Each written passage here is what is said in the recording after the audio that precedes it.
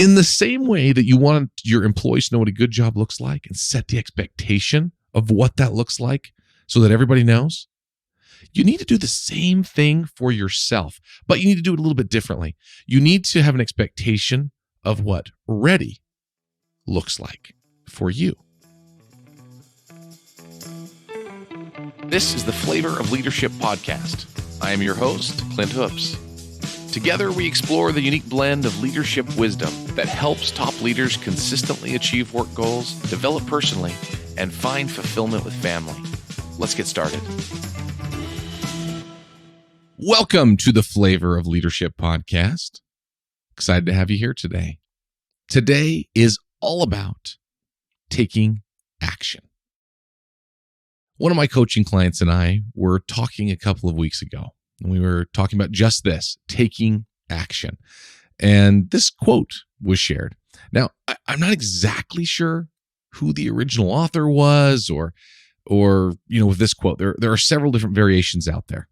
And the quote is this: you can't learn to swim in a library, right? You can't learn to swim in a library. You really can only read and learn about things for so long before you eventually just have to jump in. And in the case of swimming, you have to literally jump in the water and start swimming and actually experience what it's like to do the thing that you've been reading or learning about. And that can be the case with lots of different things that we experience. We read about things, we watch YouTube videos to learn, we listen to podcasts like this, but eventually we have to take what we've learned and act and do something. Now, I'm not saying you throw caution to the wind and you don't prepare at all and just jump into something huge, even though sometimes that might be the best thing, the best way to learn. I've had things like that in life where it's best to jump in and figure it out. But I agree that typically you should be prepared. Take the steps to be ready. But there comes a point when you just have to dive in order to learn, to kind of fill in the gaps of your knowledge the rest of the way. And so I'll tell you, I have a tendency toward over-preparing generally. And so it often makes things harder than they need to be. And so I'll try to make things a little too perfect before implementing. And so I figured some of you might be like me with that same tendency toward over-preparing. And so it doesn't usually do us any favors. It often will stop us and we'll have analysis paralysis and you don't implement things. The reality is, in order to improve on something, you have to implement it before you can improve. If you're trying to make it all perfect so that you never make a mistake, it's not going to happen. It's not going to happen. My little baby at home right now who's learning to walk would agree with that. It's a little rough to go from crawling to learning to walk, and she's bumping into things and falling. But man, slowly but surely, she is getting better. As I think about this topic and just taking action, it's funny. I actually think about a number of years ago. I don't even know how many years ago it's been now. I don't know. I'm thinking 10, 12, 13. I don't know, maybe 13 years ago, something like that. I started getting into straight razor shaving. And so, this is literally like, there's lots of different names, straight razor, a cutthroat razor, people will call it, things like that. And so it's just like the olden days, right? The old Western, it's like some guy goes up and, goes into the barber shop, gets his hair cut and gets his beard shaved off with a big straight razor. And so I wanted to learn how to shave with one because I'm kind of funny. I like to learn random things. So I wanted to learn. So what did I do? I started researching. I figured it out and just said, let's do this. And so I bought a straight razor and I just said, let's dive right in. Let's figure this out. And I'll tell you, because I was really excited. Like I said, I usually research a ton before doing it. This one was a little bit quicker. I was like, you know what? This looks good. I'm going to do this. It's going to be fun. I get the razor and it's pretty funny. I finally got there and I had researched enough to know kind of how to hold the razor. And I thought about putting it up to my face. And I'm like, holy cow, this thing is so so sharp. I mean, they even tell you, they have like a warning on the package that says be careful so you don't cut yourself, etc. And stupid me, I did cut myself, embarrassed to say. And when I first got my first razor, and so I'm like, okay, I gotta see. And so I started researching a little more. I'm like, okay, it looks like they tell you to kind of practice on the back of your arm first. And so I'm like, all right, I practiced on the back of my arm. Like, this thing is so sharp. And eventually it came to the point where I just said, let's dive in. We got to do this. And so I put that thing up the side and just, afraid I was going to get cut, and just, put that thing down and no blood. And I'm like, oh, hallelujah. I lived to tell the tale. And so it was fun. I'm telling you, I did. I learned more though. I learned more about how to shave with that razor by just putting it on and giving it a go. I learned about the angle, the way that you have to do it. I mean, things that are just nuanced that you just couldn't learn without doing. I mean, shaving with with just a normal razor is pretty simple, right? This, you have to be a little more careful, but the only way to learn is just to do it. And so it was fun. That did actually teach me something about taking imperfect action, right? Take imperfect action. And so I couldn't shave my whole face. I could only shave a little bit. And that was okay. That was enough. I eventually got to the point where I could, and I got on my path so much faster. There are other times in my life where the same thing has happened, where instead of like just diving in like I did on the straight razor, where I'd taken too much time and maybe was too scared that I was going to do something wrong. And I'll tell you, one example of that was when I was first going to start the podcast. And you may think, oh, well, this podcast, it's been going on for, almost a year and a half or so now. And you're thinking, oh, okay, maybe it was just, right before this podcast was released. And I'm telling you, no, it was years before, about 10 years before or so. I got to go back and look exactly when it was, but a long time ago, I actually started a podcast. And the podcast was called Pursuing Good. And it was kind of a fun podcast that I was really excited about, sharing some amazing stories of people. And I'd created some great content for it, even recorded 3 episodes and put them up on my website and was just excited to do it. But I'm telling you, within a few hours, even, it was less than a day for sure, I got so scared that people would actually find them and that they wouldn't like them or that something wouldn't happen, right? That I pulled the podcast down. I pulled them off and didn't release them again. The intention was always to release them again. And I had momentum, but I stopped it. I stopped momentum. And instead, you know what I did? I went back to reading books. So I took some of the action, right? I'm just going to do this. But then I let fear stop me from continuing on. So instead, after that, I read books, multiple books. I took courses on podcasting. I did a bunch of different things over the course of years, always intending to start it again. I remember, recording some different episodes and getting excited about, doing a new podcast, but always I kind of kept coming back to kind of the fear of acting. What if people don't like it? What if I'm not good at it? All of these different things that go through, all the things that go through your head. And eventually, after years of that, which was just crazy because I'm generally someone that's going to act and do things, but in this case, I didn't. And I let that stop me. And eventually, before this podcast was started, a couple months before, I said, I am doing this and I am doing it on this date. And this is how much time I've given myself to prepare. No more time we're wasting. And so I did it. I put it out. And I'm telling you, it has blessed my life in so many ways to put out this Flavor of Leadership podcast. Just a short time now, right? Year and a half or so after starting this podcast, I've now been able to start my own company where I get to coach high achieving leaders to kill it at work and at home. And it is so much fun. It is something that would have been so much more difficult to do if I hadn't have started my podcast first to give me the momentum. So what things are you doing, right? What actions have you been delaying while you wait for the perfect circumstances or to learn just a little bit more before acting?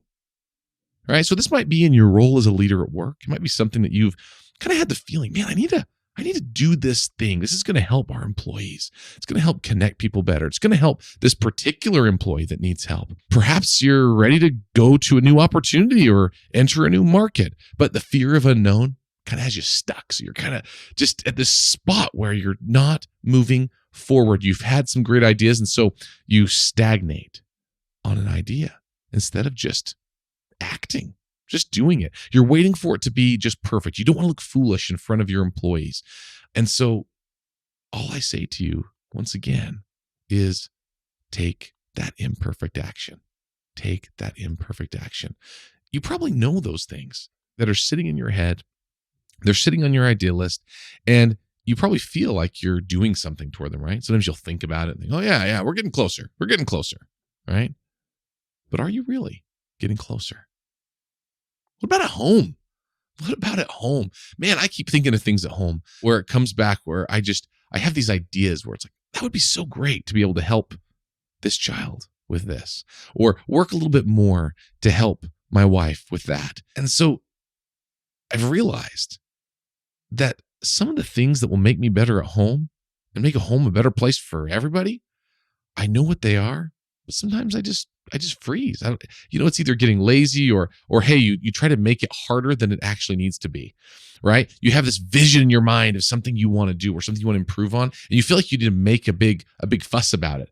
Last week's episode, we actually talked about being present at home, and how to stop looking at your phone, or as much when your kids are in the room, or maybe have a technology-free dinner together as a family. And maybe you're still just thinking about doing one of those things. And maybe you're trying to make it too complicated. You're thinking, okay, well, we got to get the rules together because we don't want, we got to have the rules where during this time and this time, you need to be able to, you can't have your phone during here and there, and everyone puts their phones here before this time. I mean, yes, it is good to have some rules around technology or some rules around different things, or maybe there is something you want that you think would be great for the family. But instead of just doing some small imperfect action, something to get it going, to get the ball rolling, you overcomplicate it. And that's something sometimes I do. I'll overcomplicate it, and then I'll take a step back and I'll think, how can I make this a little bit easier? What's kind of the easiest next step? As imperfect as the action may be, take that action first, then refine as you go. Make it more complicated or more complex later, after you already have the momentum, right? What's the worst thing that can happen, right? What is the worst thing that can happen when you're trying to better yourself? Just communicate. Communicate with your family. Communicate with your people, right? Depending on the thing that you need to do, you don't have to feel like, like maybe you're trying to make a change at work and you want to implement, something important. Maybe it's something that you think will improve your relationship with your employees. Maybe it's one-on-one meetings. We've talked about that a lot. Maybe you haven't been very good or consistent with your one-on-one meetings with your employees, and you're saying, okay, I want to start doing this, but first I want to get everything just right? I want to have everything just perfect before I start and have the first meeting with them. So that way we hit it out of the park on the first try. Now, here's the deal. I'm all about that. I think it's great. Hit it out of the park if you can. And I have my one-on-one tool that you can download. Like I said, it's in the show notes. Go to my website, clinthoops.com. You can find that one-on-one tool that can help guide you, help you hit it out of the park right out of the gate. But guess what? Do you know what's even better than doing that?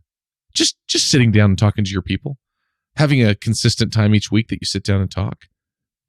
If you're not doing that yet, do that first. Then add some of the details and make it better and refine. Don't be afraid to try something. You can even communicate with your employees and tell them, hey, we're giving this a try, right? Giving this a try. Let's see how it goes. And if it's something worthwhile, it will stick and it'll get better and better. Once again, take the imperfect action. Another thing that is important, right? Just like we say, one-on-one meetings, you need to set an expectation of what a good job looks like for your employees, right? So it's clear for them. So they know when they've done a good job for you and for themselves, because they want to know that they've done a good job. They want to know that they're a great employee, a great contributor. So in the same way that you want your employees to know what a good job looks like and set the expectation of what that looks like so that everybody knows? You need to do the same thing for yourself, but you need to do it a little bit differently. You need to have an expectation of what ready looks like for you.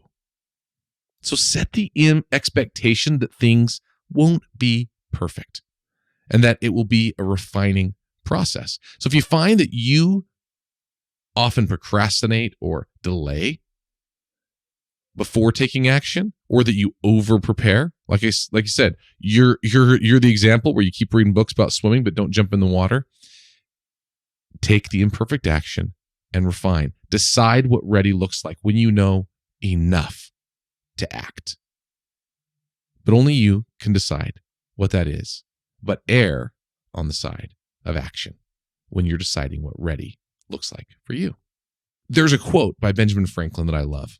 He says, "Never confuse motion with action." Never confuse motion with action. So just because you're moving, right?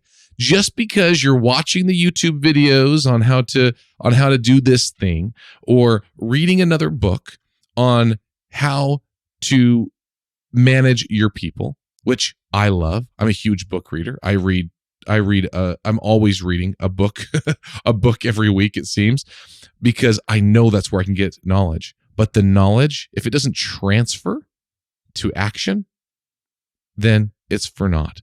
Never confuse motion with action, just the act of learning those things, or making, if it's not moving you forward, then it's not helping you. So what goals do you know right now are going to help you become a better leader, or perhaps a better father, a better mother, a better friend, a better neighbor, whatever it might be, whatever your goals are? Where are you hesitating? Where are you hesitating when you know that you should be acting? So here is the challenge for this week. Commit to yourself right now. If you need to, write it down, take out your phone, put it on a note. Commit to take action on the one thing that will drive you closer to your biggest goal this week. And if you don't know what your biggest goal is this week, decide that first. What is your biggest goal this week? What is the thing that has to get done, mission critical, to get you closer to your other big goals? Once you decide what that is, commit to take action on that one thing that will drive you closer, especially if that one thing you have been procrastinating or hesitating on, or studying it out too much. What is an action you can take that might make you a bit uncomfortable? Perhaps especially if it makes you uncomfortable, that probably means it's something you should be doing. And then act on it. Commit to yourself right now that by the end of the week, that is what you're going to do. You got this. Can't wait to hear all about it. Thanks for joining me on this week's episode of the Flavor of Leadership podcast. If you enjoyed what you heard, please share it with a friend. And if you haven't already, subscribe, rate, and review the show on your favorite podcast player. If you have any questions, comments, or feedback for us, you can reach me directly at flavorofleadership.com. Thanks for listening.